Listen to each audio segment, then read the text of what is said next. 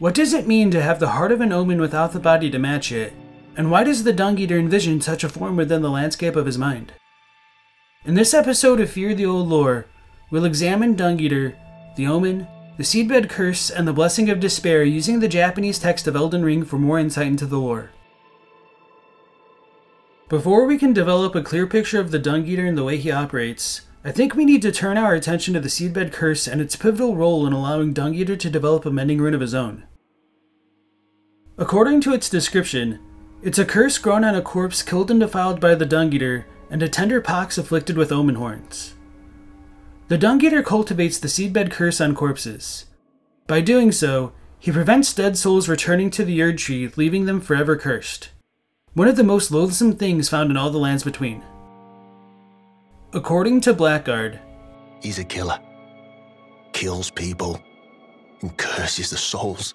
Does all sort of shit to the corpses to keep them cursed forever.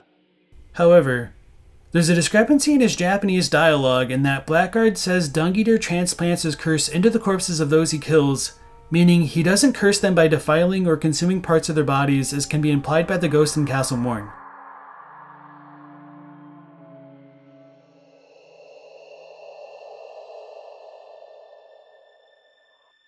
While it may be possible for the souls of the dead to become cursed to live as ghosts through dying gruesome, agonizing deaths, the way that Dung Eater defiles the bodies of his victims is through implanting omen horns into them.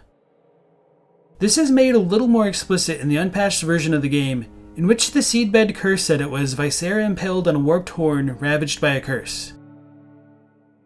Generally speaking, the curse of the omen resides within their horns, which is why they're typically excised at birth, and of the omen we meet, only the ones with horns can perform curse-based attacks, with the number of their cursed attacks rising in proportion to the amount of horns that they have. Of course, this isn't to say that the curse of the omen resides purely within their horns, since we're shown that both Mohg and Morgott have cursed blood, but for Dung Eater at least, he sought to implant the curse of the omen within the bodies of the dead by using their horns. In doing so, he would prevent dead souls from returning to the Erd Tree, leaving them forever cursed, and in time, he would defile order itself.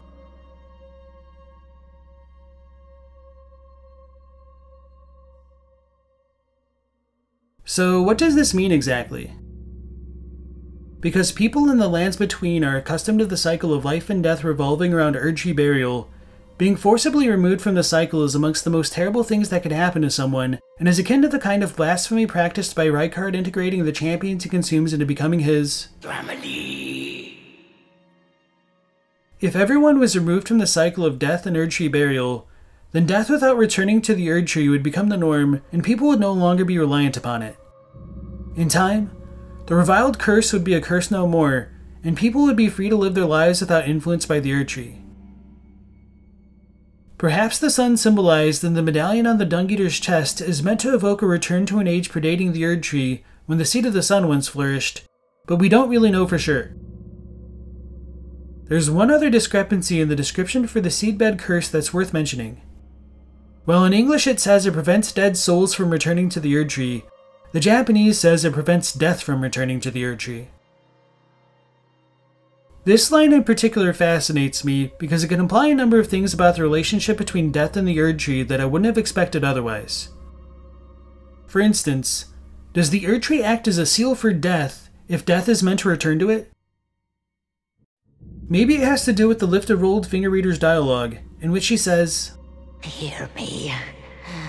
The burning of the Erd Tree is the first cardinal sin. Doing so will unbind destined death and slay the world itself."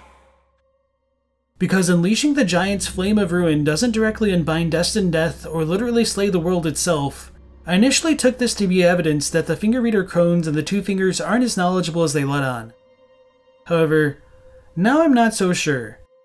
If death really is meant to return to the Erd Tree, then I could see how burning the Erd Tree would unleash it. However, is the death that's meant to return to the Erd Tree the same kind of death that's in destined death? That's hard to say. So is the finger reader crone wrong after all?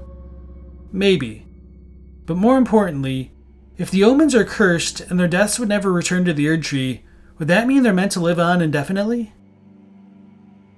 I intend to make another video covering this point in more detail later, but in Elden Ring, curses are paradoxically alive, so even if an Omen were to die, it wouldn't be able to rest in peace and would persist in some capacity in the world as a wraith or vengeful spirit due to the grief and anguish it suffers. In some ways, one could argue that being in pain is a constant reminder that someone's alive, so Dung Eater's ending with the Blessing of Despair could be construed as an ending that embraces life, if a perverted form of it. Or maybe it's as the Mending Rune says, and if order is defiled entirely, defilement is defilement no more, and for every curse, there will be a cursed blessing. So what do you think of Dung Eater's blessing? Do you think his order will be one of life, and once the order entire is defiled, everyone will be blessed? Or do you think his order is one of corruption, and will sentence everyone to lives of eternal pain, torment, and anguish without the Erd Tree? I'm curious to hear your thoughts in the comments, and if you want to discuss more lore, feel free to join the Discord. The link is in the video description. Thanks for watching. I'd also like to thank all my patrons and channel members for their continued support in helping the channel grow. I appreciate it. You can become one for as little as $1 a month and be granted permanent access to the secret Discord channel where you can see pictures of what's been described as the world's blurriest dog. Or get early access to my scripts and videos. If you enjoyed this video, please consider liking and subscribing, and remember, fear the old lore.